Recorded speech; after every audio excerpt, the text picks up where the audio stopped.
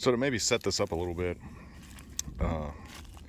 Risky Krisky has been putting some Minuteman videos up, and he did a,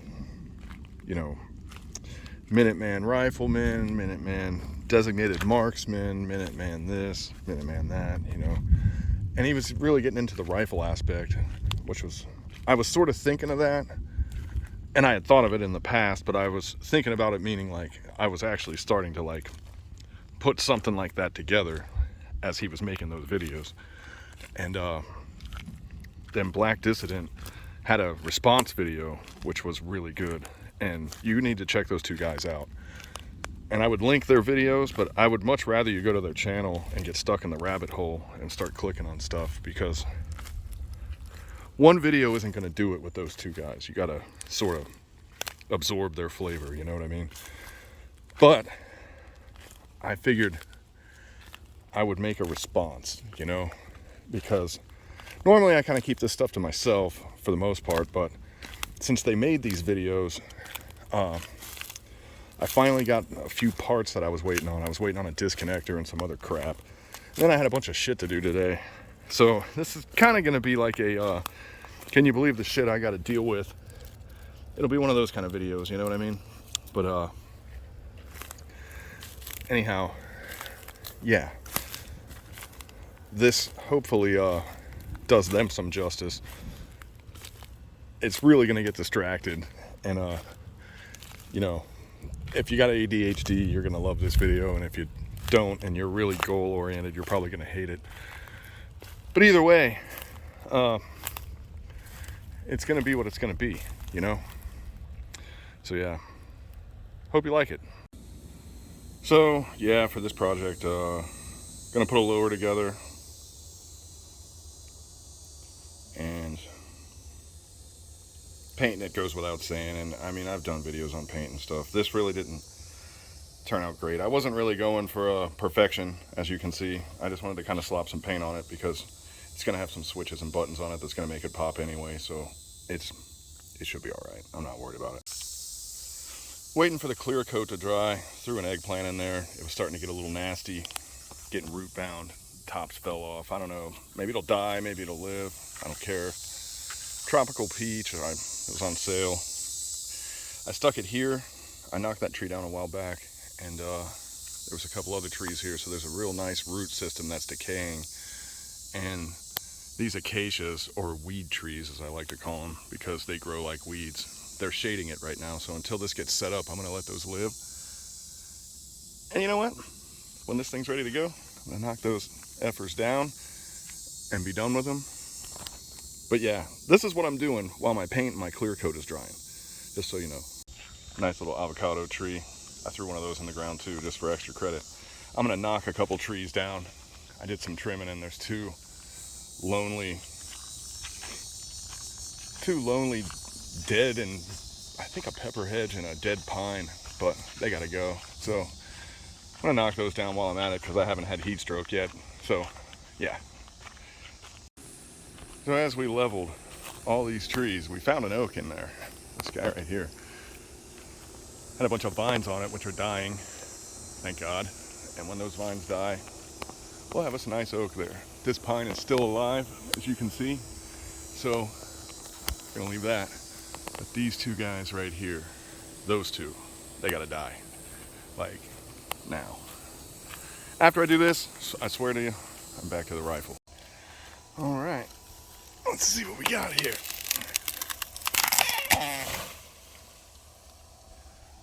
That's how you do that. Well, not the prettiest, but I'm fucking hot, people. Got me a little pile of shit tree and fat wood. All right, so back on the gun front, got some of these parts out. This is supposed to be an OD trigger guard, and I'll get it in the sun here. It's a little dark, so I decided to just gonna blast it with a little bit of khaki. That was a little too much, but that's the bottom side, so who cares? Just trying to tone it down. I don't want that to be loud, And that's how that works. You get what you get. Is that pretty? No. It sure as hell isn't. But it's fine. It'll get lost in there. It'll blend in somehow, I'm sure. Wake up, princess. I'm gonna build something and you have to make all my parts go away. Remember? You promised to ruin it. So let's go. Time to go. Oh yeah, she's fired up now. Oh yeah, she's ready to kill some parts. You get some springs and you run like hell. Yeah, go get them. The hardest, most pain in the ass thing to do, oh, got paint, sorry, is to put this retaining pin in. Goes in the front right here.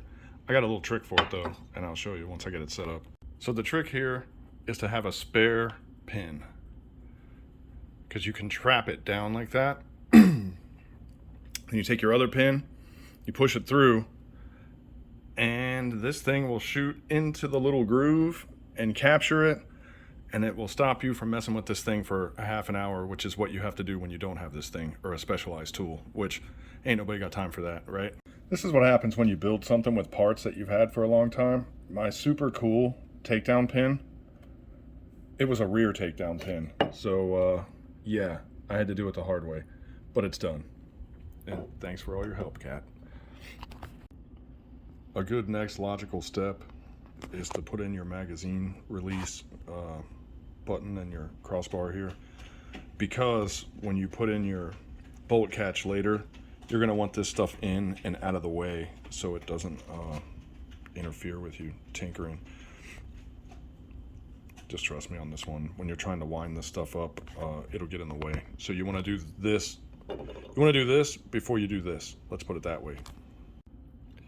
It's pretty much a no-brainer. You put it in, you stick the spring in. It can't go in the other way.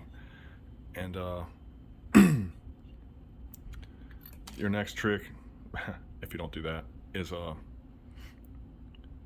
you put the button in, you screw it in, you push the button all the way through, and then you wind it on the other side to get it tight enough. You want your button to be below the rim here so it won't get caught when you're trying to pop mags out, right?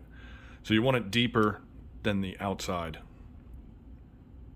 It's pretty easy, but if you don't do it right, it'll keep messing up on you and you're gonna wonder what you did wrong. We got that. There we go. Now you can tell this isn't a real firearm, because if it was, it would have LED lights in here and it would have some cog wheels to move the bullets around, and there would be a big shrouds in here, but you haven't really been able to get your hands on a good shroud since Diane Feinstein hopped off the scale, so pretty much it's really hard to build a real gun, but these fake ones, man, these are pretty easy to make. We'll do the safety selector next. Why not? This isn't going to make much sense until we get the grip on. That's what puts the click in the safety selector. So it's going to be loose at first, so it might seem like it's screwed up, but it's really not. At the risk of being boring, if you're doing one of these and kind of following along here, this is also normal. This bit of play, don't worry about that either. Okay, so your grip will come with your little crush washer, a spring, a pin, which I already threw in the hole just to get it in there. And this one came with an extra black piece, so I hope that doesn't screw me up later, but I'm going to try to ignore it. I already dry fit the screw in there, so I mean, it should be right as rain, but we'll see. I don't know, man, I probably shouldn't be drinking beer while I'm doing this. As you put your grip on, make sure you don't kink that spring. And then as you start moving this thing around, it should, oh yeah, right on time. Here comes trouble. But anyway, yeah, you should already feel it kind of starting to do what it's supposed to do. But don't just jam this thing on, because I got really good Inconel springs that I upgraded for this thing, and if I bent this thing, I'd be really pissed off. And you would be too. There we go. So that's pretty tight, you know? I'm gonna have to really wear that thing in pretty good, because it's stiff, but whatever. Okay, did somebody say they wanted to ruin a paint job? This is how you do it right here. Getting this thing in here, oh, that's a lot of fun. And let me show you. Let me show you how much fun that can be. Oh yeah, look at that. That was a lot of fun. Yeah. Gotta fix that little paint jobber. But yeah, right? So yeah. Here we go. Okay. The spring and the plunger go in that hole. It's like pretty freaking easy, right? That part's easy.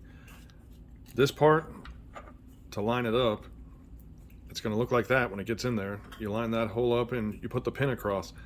This roll pin is a pain in the ass. I'm going to tape this thing up to try to preserve like the paint. I mean, it's already screwed up a little bit. You can kind of see that there's little rub offs and stuff.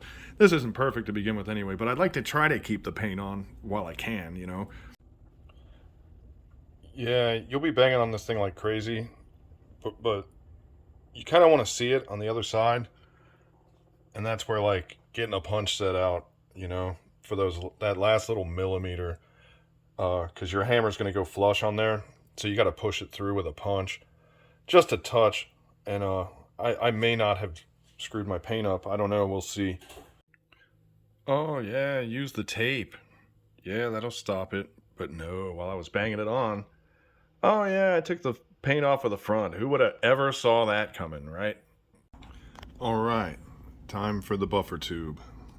Got the nut, we got the plate, and I got the piece on it so I can put a sling, you know.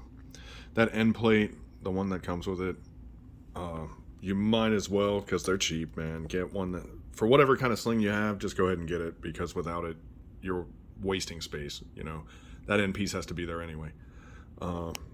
That's where all this stuff's going to start making sense. And I'll try to show you while I'm doing it, but you kind of need two hands for this stuff. I'm going to have to get an AR wrench for this castle nut towards the end, but I probably won't even show that part because I don't want to get all inundated with stupid details, you know.